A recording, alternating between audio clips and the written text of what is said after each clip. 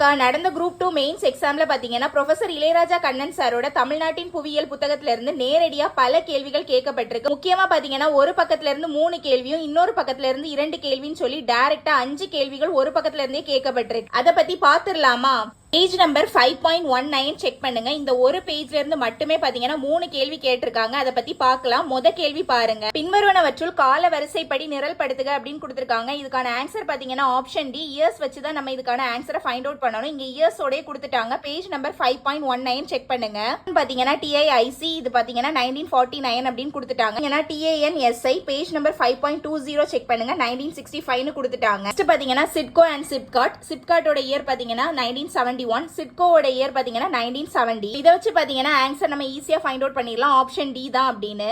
Next question பாத்தீங்கன்னா தமிழ்நாடு மாநில பொதுத்துறை நிறுவனங்கள் நிறுவப்பட்ட ஆண்டுடன் சரியாக பொருத்தவும்னு கொடுத்திருக்காங்க. சோ இதுவும் பாத்தீங்கன்னா சேம் 5.19 அண்ட் 5.20 இருந்து தான் கேட்டிருக்காங்க. இதுக்கான ஆன்சர் பாத்தீங்கன்னா ஆப்ஷன் டி தான். சேம் இதே பேஜ்ல இருந்து தான் கேட்டிருக்காங்க. நீங்க இதை ரீட் பண்ணாலே உங்களுக்கு தெரிஞ்சிடும். நெக்ஸ்ட் கொஸ்டின் பார்க்கலாம். கொஸ்டினும் பாத்தீங்கன்னா இதே பேஜ்ல இருந்து தான் கேட்டிருக்காங்க. கீழ்கண்டவற்றுள் வருட அடிப்படையின் கீழ் ஆரம்பிக்கப்பட்ட தொழிற்சாலைகளை காலவரிசைப்படி ஒழுங்குபடுத்தவும்னு கொடுத்திருக்காங்க. இதுல பாத்தீங்கன்னா ஃபுல் ஃபார்ம் கொடுத்திருக்காங்க. அதை நம்ம இயர்ஸ் வச்சு ஃபைண்ட் அவுட் பண்ணணும். இதுக்கான ஆன்சர் பாத்தீங்கன்னா ஆப்ஷன் ஏ. சேம் இதே பேஜ்ல இருந்தா இதே கேள்வியும் கேட்கப்பட்டிருக்கு. நெக்ஸ்ட் கொஸ்டின் பாருங்க. சரியான இணையை தேர்வு செய்கன்னு கொடுத்திருக்காங்க. இது ரொம்ப ரொம்ப சிம்பிளான கொஸ்டின். இதோட ஆன்சர் வந்து ஆப்ஷன் ஏ 1 and 4 தான் கரெக்ட். இந்த கொஸ்டினுக்கான ஆன்சர் பாத்தீங்கன்னா பேஜ் நம்பர் 6.11ல இருக்கு. ஆக்சுவலா பாத்தீங்கன்னா போக்குவரத்து தொடர்பான தமிழக அரசின் முக்கிய நிறுவனங்கள் அப்படின்னு கொடுத்துட்டு சாலை போக்குவரத்து நிறுவனம் பத்தி ரொம்ப டீடைலா கொடுத்துட்டாங்க.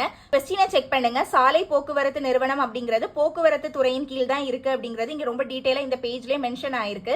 சோ இந்த கொஸ்டின் பொறுத்த வரைக்கும் பாத்தீங்கன்னா ஆப்ஷன் ஏல தான் நமக்கு 1 கொடுத்திருக்காங்க. சோ ஆன்சர் வந்து ஏ தான் அப்படிங்கறத நம்ம ஈஸியா வந்து கிளிக் பண்ணிடலாம். நெக்ஸ்ட் கொஸ்டின் பாருங்க. பின்வரும் வாயுக்களை அவற்றின் புவி வெப்பமடைதலின் ஏறு வரிசையில் வரிசைப்படுத்தவும் அப்படின்னு கொடுத்திருக்காங்க. சோ இது பாத்தீங்கன்னா காலநிலை மாற்றம் அப்படிங்கிற டாபிக்ல வந்து கொடுத்திருக்காங்க. பேஜ் நம்பர் பாத்தீங்கன்னா 9.1 பாத்தீங்கன்னா ஆப்ஷன் பி தான் கரெக்ட். சோ செக் பண்ணி பார்க்கலாமா? ஃபர்ஸ்ட் வந்து CO2 கரெக்ட். நெக்ஸ்ட் பாத்தீங்கன்னா CH4 சோ அதுமே செகண்ட்ல கொடுத்துட்டாங்க. நெக்ஸ்ட் பாத்தீங்கன்னா 5 அதாவது N2O தான் தேர்ட் பிளேஸ்ல வரணும். சோ அது வந்து இங்க கொடுத்துட்டோம். அதாவது தேர்ட் பிளேஸ்ல வந்துடுச்சு.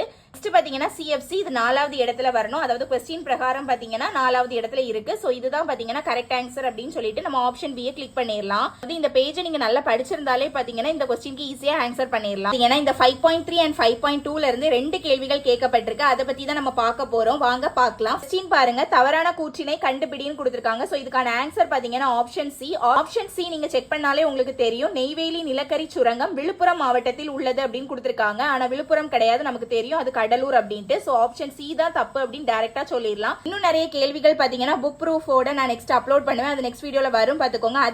இதுக்கு முன்னாடி போட்ட வீடியோ நீங்க செக் பண்ணல அப்படின்னா கீழே லிங்க் இருக்கு, கண்டிப்பா செக் பண்ணிருங்க. இன்னும் நீங்க பாத்தீங்கன்னா தமிழ்நாட்டின் புவியியல் புத்தகம் வாங்கல அப்படின்னா ஸ்கிரீன்ல தெரியுற வெப்சைட் ஆர் நம்பருக்கு கான்டாக்ட் பண்ணி வாங்கிக்கோங்க.